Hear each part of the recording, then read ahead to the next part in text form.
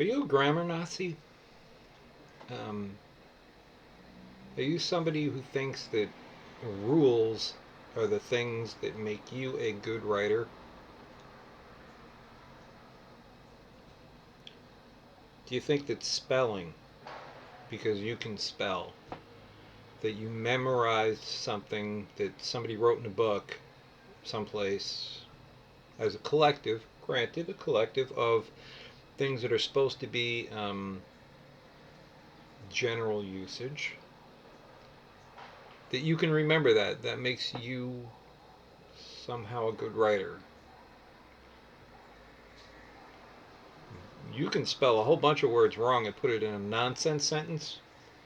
It can mean absolutely nothing at all. You can punctuate it correctly. How do you punctuate a nonsense sentence? I don't know. Ask the people who fucking really like the rules. The grammar Nazis who think that fucking there is a rule that makes you a good writer. I think that's all like a fucking shadow game. A lot of people want there to be an easy way for you to manage language, for you to take ideas and somehow magically apply this fucking stupid set of rules to what you wanted to say. And that automatically will make your fucking writing immaculate. Who's, whom, and which and that, and fuck you. I know I had to throw the fuck word in there at least once. Who and whom? Who the fuck cares which one you use? Does that make you a better writer? No. It makes you somebody who's more apt to follow a set of rules, which makes you less creative. Ooh, I just said that, didn't I? It makes you someone who's kowtowing to what someone else thinks is the right thing to do.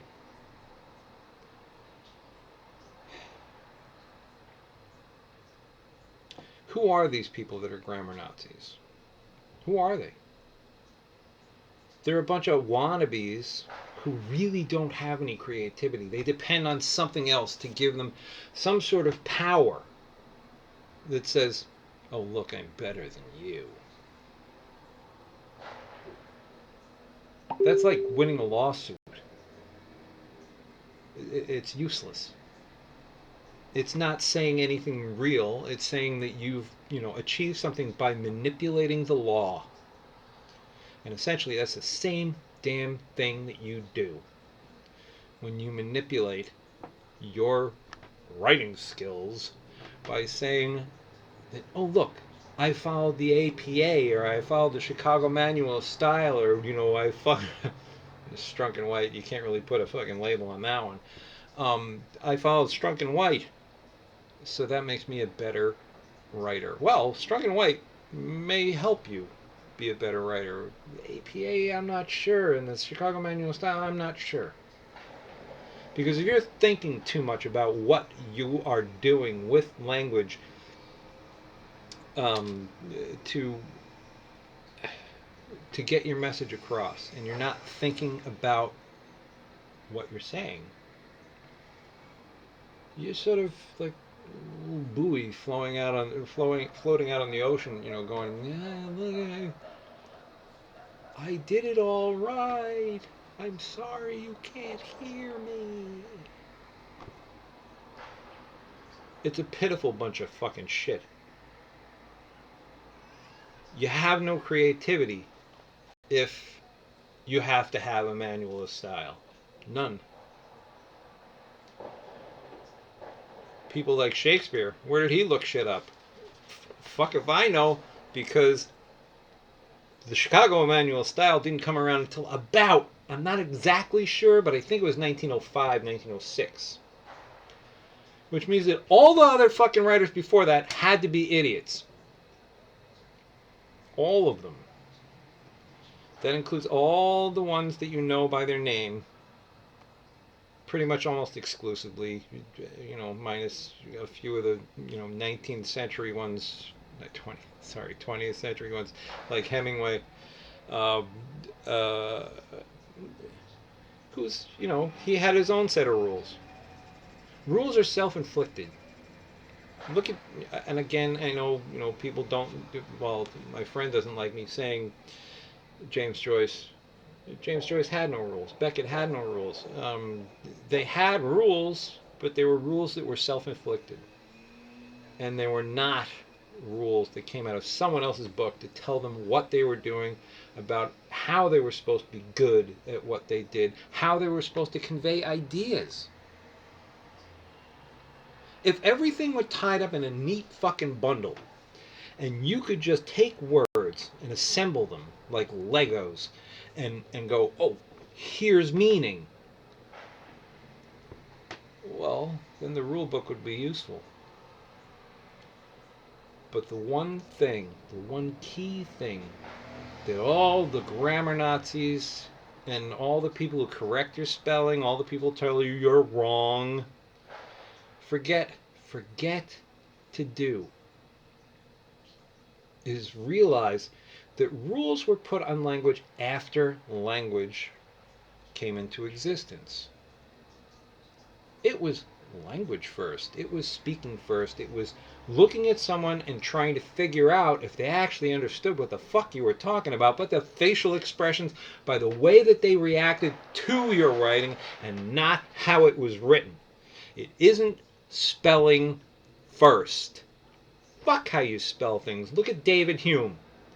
David Hume's a fucking famous philosopher. Maybe you haven't heard of him.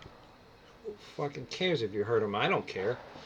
But the point being, he was still able to write, become famous, and he couldn't spell. Do you know why he couldn't spell? Because the fucking dictionary came after the books that he wrote. 100 years from now, do you think the fucking language will not change? Do you think everything that's written down in a book somewhere is exactly as it is? Do you believe in the dictionary like you believe in the Bible? Do you believe in the Bible at all? If you don't believe in the Bible, why do you fucking believe in the dictionary?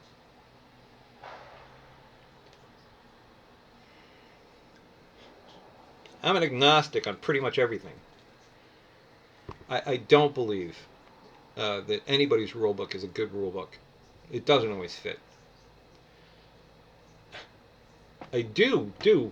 No, this is the one thing I do believe. I do believe that rules were overlaid on what was already established in language to try and help people help, not dictate. Dictate is like Nazi Germany.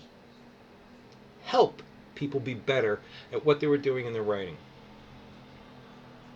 As soon as you are the dictator or the dictator's helper, as soon as you're that grammar Nazi, and that's the reason why people use that word, I do believe deep down, although it can't be confirmed, and neither can, why you use a certain comma structure, comma before the end always, and sometimes not, or I before E, except there's a C is sounded by A, and then when you want to. And then words can't have no vowels, except for my last name.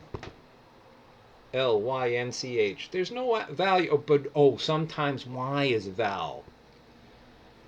Why are there exceptions to rules? There are exceptions to rules exactly because, rules do not dictate the way that you write things successfully. They don't dictate the way things really are. They are a set of suggestions. So all you grammar Nazis better take it and put it in your pocket and shut the fuck up.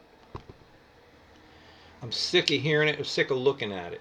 I've been an editor for 30 years. I know what I'm doing. And fuck, I don't correct people. I have to sometimes, only because it's my job, but fuck. I wouldn't do it for fun. I wouldn't do it in my spare time.